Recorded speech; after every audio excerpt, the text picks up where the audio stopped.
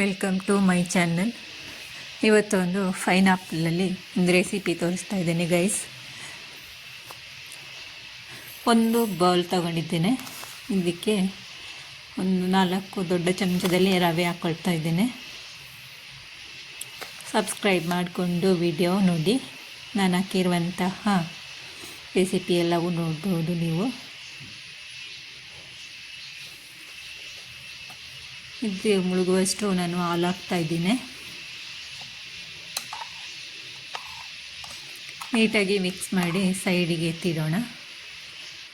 ನಾನು ಪೈನಾಪಲ್ ತಗೊಂಡಿದ್ದೀನಿ, ಅದನ್ನ ಸಿಪ್ಪೆನೆಲ್ಲ ತೆಗೆದು ಈ ಥರ ಕಟ್ ಮಾಡಿ ಕೊಂಡಿದ್ದೇನೆ. ಇವಾಗ ಒಂದು ಮಿಕ್ಸಿ ಜಾರ್ ತಗೊಂಡು ಅದರೊಳಗೆ ಹಾಕ್ಕೊಳ್ತಾ ಇದ್ದೀನಿ. ಇವಾಗ ನೈಸಾಗಿ ಮಿಕ್ಸಿ ಮಾಡ್ಕೊಳ್ತೇನೆ. ನಂತರ ಒಂದು ಬಾಣಲೆ ತಗೊಂಡಿದ್ದೇನೆ ಸ್ಟೀಲಿಂದು. ಇದಕ್ಕೆ 1-2 ಚಮಚ ತುಪ್ಪ ಹಾಕ್ಕೊಳ್ತಿದ್ದೇನೆ. ಬಾಣಲೆಯನ್ನು ಬಿಸಿಗಿಟ್ಟಿದ್ದೀನಿ. ಇವಾಗ ನೈಸಾಗಿ ಪೇಸ್ಟ್ ಮಾಡ್ಕೊಂಡಿದ್ನಲ್ಲ, ಪೈನಾಪಲ್ ಪೇಸ್ಟ್ ಹಾಕ್ಕೊಳ್ತಾ ಇದ್ದೇನೆ.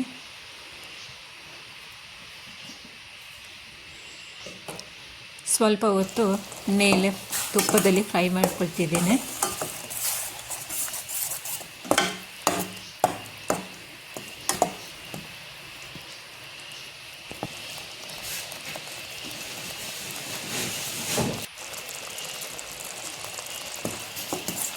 ನೀವು ಪೈನಾಪಲಲ್ಲಿ ಈ ರೀತಿ ರೆಸಿಪಿ ಮಾಡಿದರೆ ಒಮ್ಮೆ ಟ್ರೈ ಮಾಡಿ ನೋಡಿ, ತುಂಬಾ ಸೂಪರಾಗಿ ಬರುತ್ತೆ.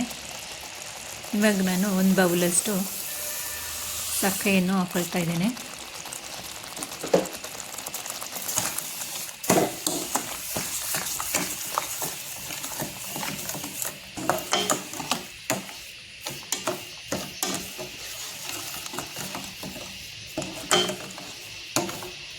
ಎಲ್ಲವನ್ನು ನೀಟಾಗಿ ಮಿಕ್ಸ್ ಮಾಡಿಕೊಳ್ಬೇಕು.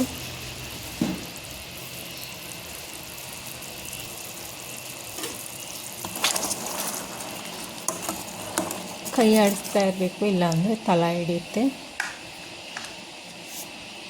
ಇವಾಗ ಒಂದು ಪಿಂಚಷ್ಟು ಉಪ್ಪನ್ನು ಹಾಕ್ಕೊಳ್ತಾ ಇದ್ದೀನಿ.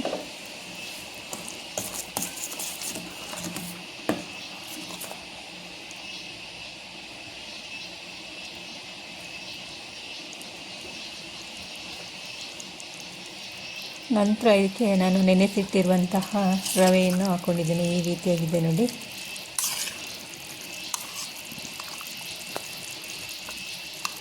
ಇದೊಂದು 15 ನಿಮಿಷಗಳ ಕಾಲ ನೆನೆಯಿಟ್ಟಿಡಬೇಕು. ಚೆನ್ನಾಗಿ ನೆಂದಿದೆ ನೋಡಿ.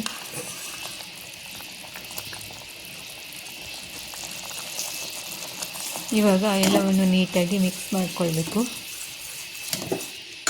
ಹೈ ಫ್ಲೇಮಲ್ಲಿಟ್ಟು ಮಿಕ್ಸ್ ಮಾಡ್ಕೊಳ್ಳೋದು ಬೇಡ, ಮಧ್ಯಮ ಉರಿಯಲ್ಲಿಟ್ಟು ಸ್ಲಿಮ್ಮಲ್ಲಿಟ್ಟರೂ ಪರವಾಗಿಲ್ಲ, ತಳ ಹಿಡಿಯುತ್ತೆ ಬೇಗನೆ. ಸ್ಲಿಮ್ಮಲ್ಲಿಟ್ಟು ಮಿಕ್ಸ್ ಮಾಡ್ಕೊಳ್ತಾ ಇದ್ದೇನೆ ನಾನು.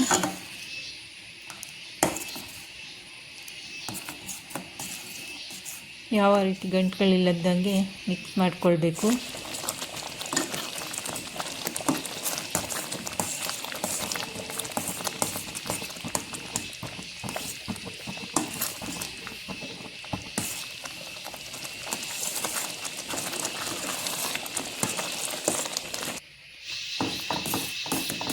ಕೈ ಬಿಡದಾಗೆ ಮಿಕ್ಸ್ ಮಾಡಿಕೊಳ್ಳಿ, ಇಲ್ಲಾಂದರೆ ತಳ ಹಿಡಿಯುತ್ತೆ.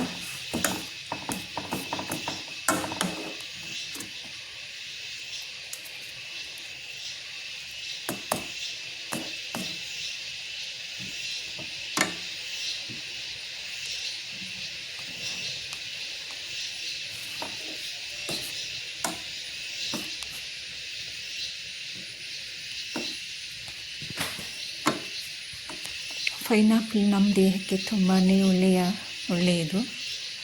ಯಾವುದಾದ್ರೊಂದು ರೆಸಿಪಿ ಮಾಡಬೇಕಲ್ವಾ.